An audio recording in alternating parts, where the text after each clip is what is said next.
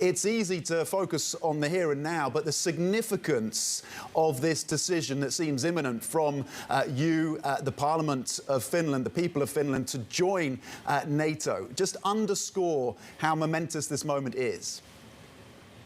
It is historical. So, of course, in Finland we have had a lively NATO debate for decades, but it's always been in the level that kind of perhaps the overall public perception has been that don't fix it if it ain't broken. We've been in close partnership and developing that with NATO and NATO countries. But now, after the war, a Russian invasion, the popularity of NATO skyrocketed, and we're seeing an imminent historical step of Finland moving into the alliance.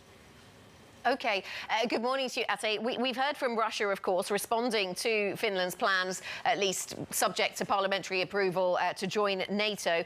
Russia has said that this would be a threat to Russia and that its response will depend on how much military infrastructure moves towards the border. How do you think that the Russians will respond? What is your calculation of their response? Well, first of all, there's nothing new in Russia opposing the NATO membership of Finland and Sweden as well.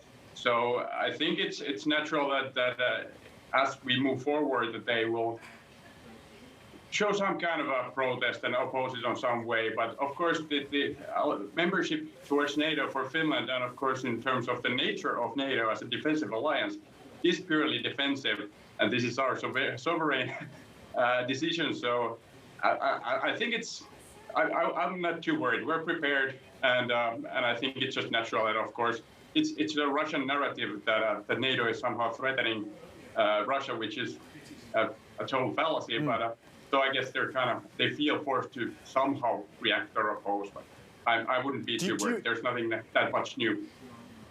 Do you expect that as a result of this decision, which you describe as imminent, this decision to join NATO, that you will see more military hardware, kit and personnel on that border between Finland and Russia, that there will be a movement? It's a possibility, I guess. It would be somewhat, I would say, kind of, as I explained, a natural reaction. But then again, we already know that Russian military is very much trained in Ukraine at the moment. So I don't know what's their ability to build up capacity, at least in a very short term. So to clarify, I meant within Finland, on your border.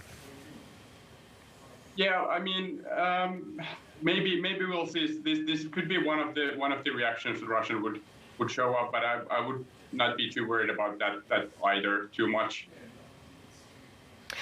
What do you make of the UK's commitment recently, Ate, to protect Scandinavian countries if they were to be invaded, whilst Finland and Sweden are in this limbo period? It looks like they will apply, you and Sweden will apply for NATO membership, but then there'll be a period of uncertainty. What do you make of the UK's commitment there?